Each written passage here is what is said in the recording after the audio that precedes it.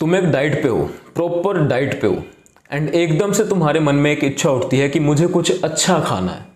खाना क्या है ये तुम्हें भी नहीं पता है, बट तुम्हारा मन कर रहा है कि मुझे कुछ अच्छा खाना है। तो इस टेम्पटेशन के ऊपर एक्ट करके तुम बर्गर खा लेते हो, ये सोचते हुए कि ये इच्छा पूरी हो जाएगी, टेम्पटेशन खत्म हो जाएगी। बट बर्गर खाने के बाद भी तुम्हारा सेम मन करता है कि मुझे कुछ अच्छा खाना है। फिर तुम पिज़्ज़ा खा लेते हो, पिज़्ज़ा खाने के बाद भी सेम मन करता है, तो फिर तुम नूडल्स खा लेते हो। नूडल्स खत्म करने के बाद भी तुम्हारा मन सेम ही चीज़ के लिए कर रहा होता है कि मुझे कुछ अच्छा खाना है, बट तुम्हें समझ नहीं आ रहा होता है कि तुम्हें खाना क्या है एग्जैक्टली।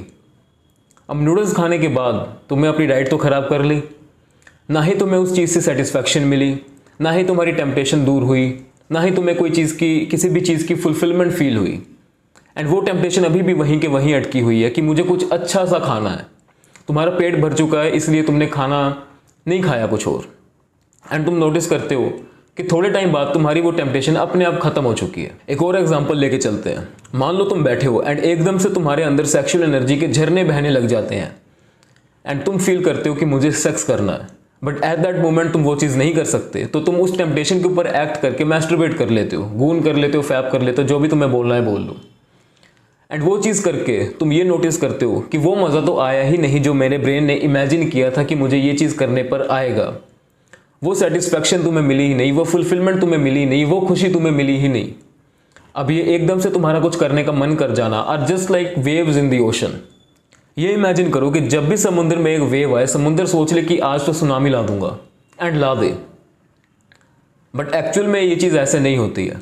तुम अगर नोटिस करोगे तो समुद्र में जब भी एक वेव उठती है वो थोड़ी सी और बढ़ती है, थोड़ी सी और बढ़ती है, एंड धीरे धीरे ग्रेजुअली वो फेड हो जाती है एंड समुद्र पूरा शांत हो जाता है, सरफेस पूरा शांत हो जाता है। तुम्हारे अंदर जो वेव्स आ रही हैं, तुम्हारे अंदर जो सडन एकदम से दिल कर रहा है कि मुझे ये चीज़ करनी है, ये चीज़ करनी है, these are just waves, these are just waves of energy. ये एकदम से तुम्हारे अंदर वेव्स ऑफ टेम्पटेशन उठना इस चीज़ का प्रतीक है कि तुम्हारे अंदर एनर्जीज हैं। जैसे तुम समुद्र की वेव्स को देख रहे हो कि वेव्स आ रही हैं और वेव्स जा रही हैं, the same happens in your body. तुम्हारी बॉडी के अंदर भी कुछ करने की इच्छा उठती है, एक वेव उठती है।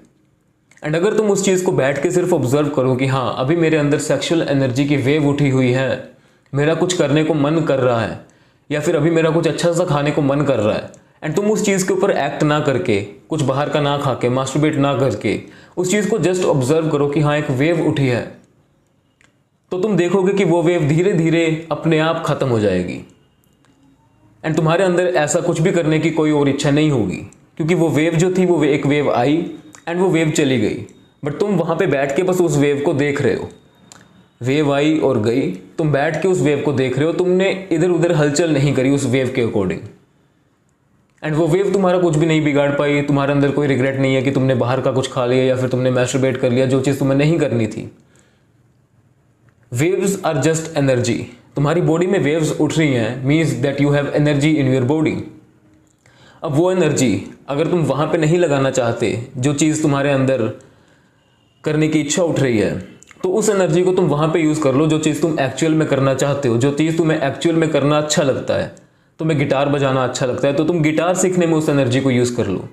तुम्हें कोई जिम्नास्टिक्स सीखनी है, तुम्हें कोई और स्किल सीखनी है, जो चीज़ तुम्हें करने में अच्छी लगती है, जो चीज़ करके तुम्हें मज़ा आता है, इंस्टेड ऑफ द थिंग्स जो करके तुम्हें रिग्रेट होता है, उस चीज़ पर ध्यान दो। उस एनर्जी को अपनी वहाँ पर इन्वेस्ट करो जहाँ पर करके तुम्हें कोई आउटकम मिले अच्छा,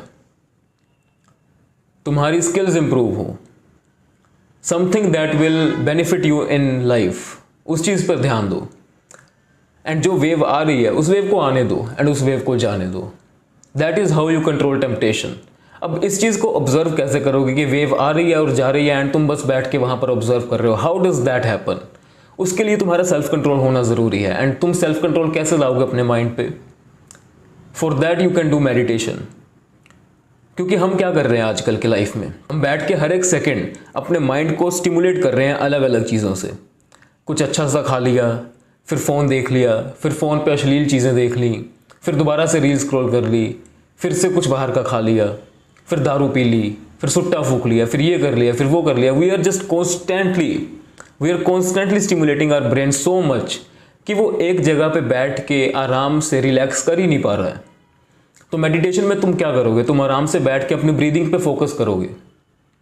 अब हो सकता है पहले दिन तुम 10 मिनट के लिए मेडिटेट ना कर पाओ, तो 1 मिनट, 2 मिनट, 3 मिनट, जितना तुम कर सकते हो उससे स्टार्ट करो। बैठ के अपनी ब्रीदिंग पे फोकस करो एंड बस अपनी ब्रीदिंग पे फोकस करो। तुम्हारा माइंड इधर उधर की बातों पर जाएगा। जैसे ही तुम्हारे अंदर अवेयरनेस आए कि मेरा माइंड कहीं और चला गया, ब्रीदिंग को छोड़ के वापस उस चीज़ को ब्रीदिंग पे लाओ, वापस अपना फोकस ब्रीदिंग पे लाओ एंड ग्रेजुअली तुम्हारा खुद के ऊपर कंट्रोल इंक्रीज होगा एंड तुम इन वेव्स को वेव्स की तरह देख पाओगे and you will not act upon them, they will not make you regret and everything will be fine. That's all for today. मिलते हैं अगली वीडियो में। Till then keep working hard.